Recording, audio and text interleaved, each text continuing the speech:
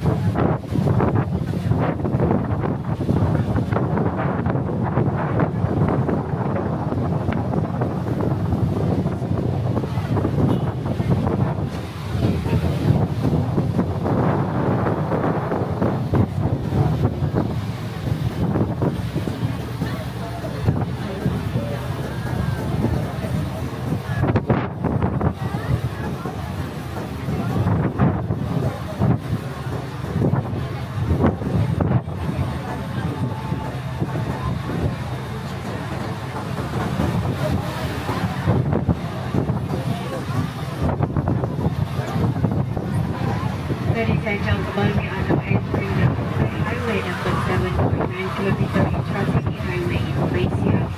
Soon we will reach one of the new landmarks in Kuala Lumpur, which is the Salamali. This Salamali is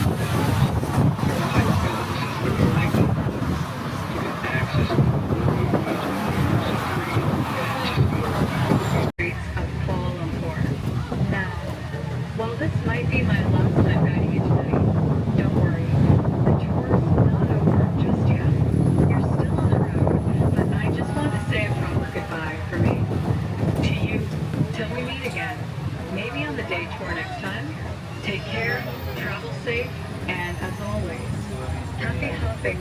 And for the last time tonight, come on, let's say it together. WHO.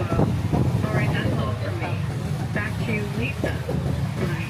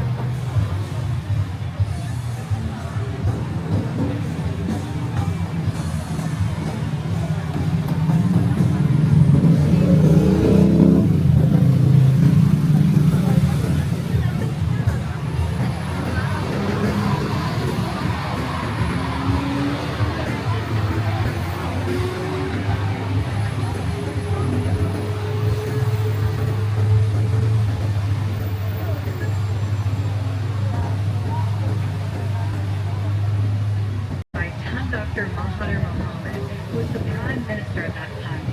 The towers were designed by the world-renowned Cesar Pelli and Associates, together with local firm KLCC Architects. What's interesting is that the towers were built on the former site of the Kuala Lumpur horse racetrack. It's one of the deepest bedrock sites in the world, at about 120 meters deep. That's some serious engineering. Connecting the two towers is a famous sky bridge, located on the 41st and 42nd floors. It's the highest two-story bridge in the world, offering visitors a breathtaking view of the city from between the towers. Whether it's your first time in KL or you've lived here for years, the Petronas Twin Towers never fail to impress, especially at night. They light up the skyline with that iconic glow. Feel free to take a moment to enjoy the view and snap some photos.